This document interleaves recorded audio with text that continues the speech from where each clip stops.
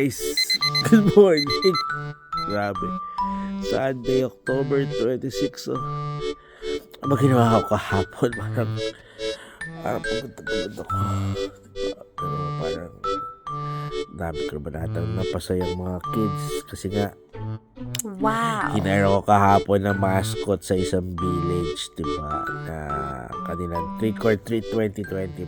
Syempre, nakita din na yung kaka-chacha ko ng sa Matcha Plus. So, baka daw pwedeng mag-chacha din daw ako sa kanilang Trick or Treat, diba? Para sa mga kids. So, panoorin nyo na lang kung ba't ako para pagod na pagod this Sunday. Pero, masaya naman. Worth it, diba? You know, pero Guess what? Ano susuot ko ngayong Trick or Treat 2025? Kasi bala ko ngayong bigyan ng surprise mga bata. Siguro yung outfit number 1, try natin ito. Ito para akong nag-ski. Tingnan natin.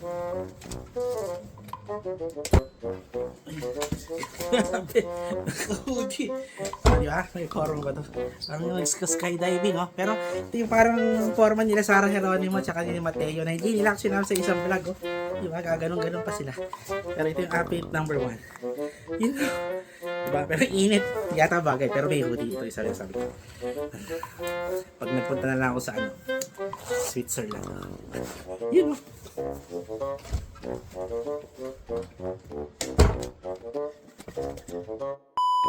So guys, ito naman yung outfit number 2. So lagi nyo nakikita nito, di ba? Itong racing shirt ng Red Bull.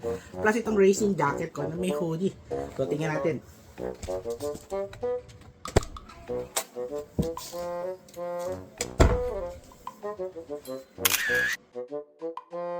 Pwede, di ba? Ayun. Oh, may hoodie rin naman, di ba? Pero ang init, di ba? Red Bull, oh. Tapos ito. Route 66, di ba? Castrol. You know. Nagagamit ko. Trick or treat!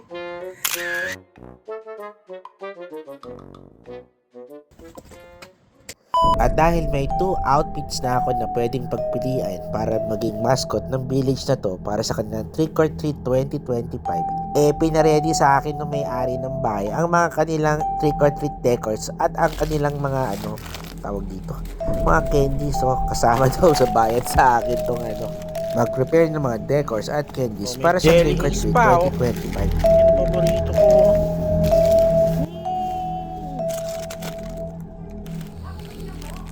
At dahil puro tsokolate ang mga kakainin ng mga bata, ay naghandaan na rin ako ng plaes, no? At baka may mga sumakit na ipin sa kanila. Yun, mate. Oh, dali mo ito. Oh, may spam pa, oh.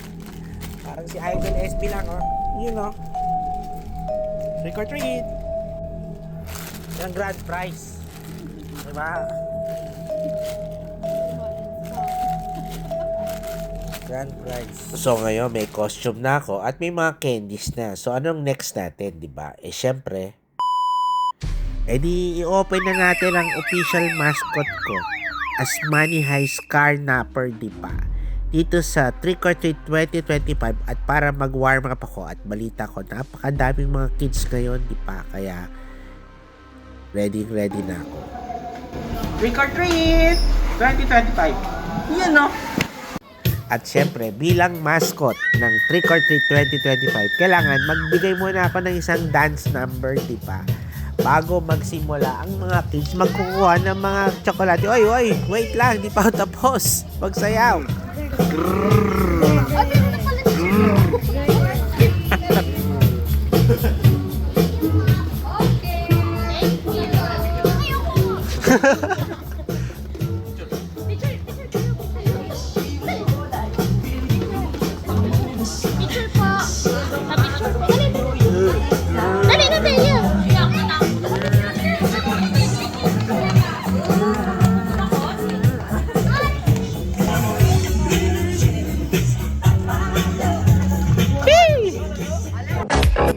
Siyempre, pag sinabing Michael J, Billie Jean talaga yung introduction. Pero pag sinabing Trick or Treat, siyempre, ito yung walang kamatayang thriller, di ba? You know? Pero minsan, parang Michael B nga ang forma ko, di ba? hindi Michael J. Pero syempre, para sa kids to, kaya hindi naman nila ako namumukuan kaya tuloy lang, di ba? O, naka-EV bike pa, di ba? Walang kapagod-pagod si little boy, di ba? At syempre, dahil hindi nga ako namukuan, mag-majorette muna ako, di ba?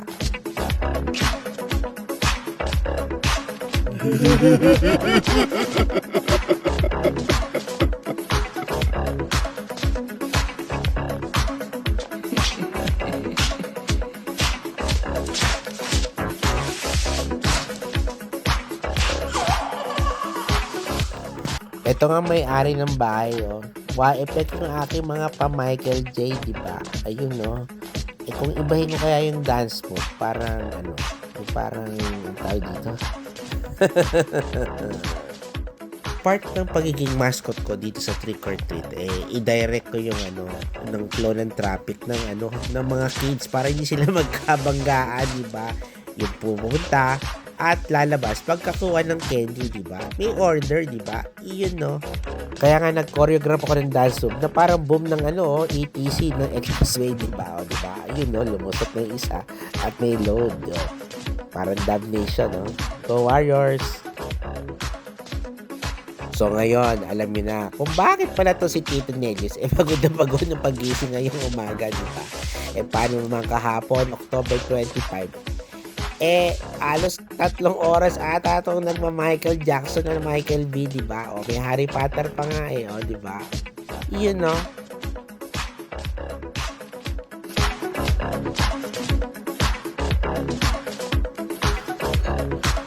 Grrr. Grrr.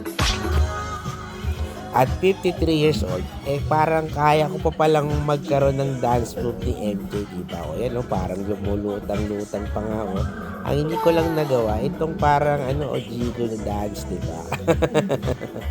Bukas na yan, di ba? O yan, Pero itong thriller, talagang pasok na pasok sa edad ko yan.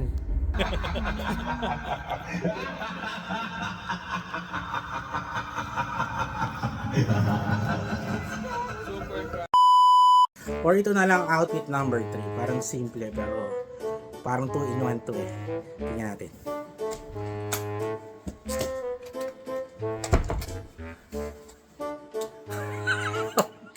Ayos.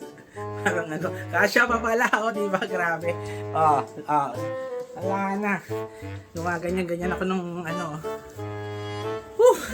Ang init. Pero I think this is the best costume for this Trick or Treat 2025. Lalo na paglagyan pa natin ito. Grabe. Di ba? May eye bags pa, Pero kasi, ang tawag dito, yung maskara ng Money Heist na sa akin sa Spain at saka sa Money Heist dito sa Korea, andun nakasabit sa Amigos Barbershop, kaya hindi ko na kinuha. Pero, winner, Ito yung ating, costume number 1. Di ba? Yun, At ayan naka-shades. Diba si Michael naka-shades? At para mabangis. Yan, diba si Michael ang haba ng buhok. Ang haba ng buhok. Grrr! Grrr! Ganun ba yun? Grrr! So guys, napatawa ba kayo sa akin? Costume mo lang, di ba? Abangan nyo yung action trick or treat natin at baka may dance number pa tayo. Di ba? So ulitin. Halata ang haba na hair. Di ba?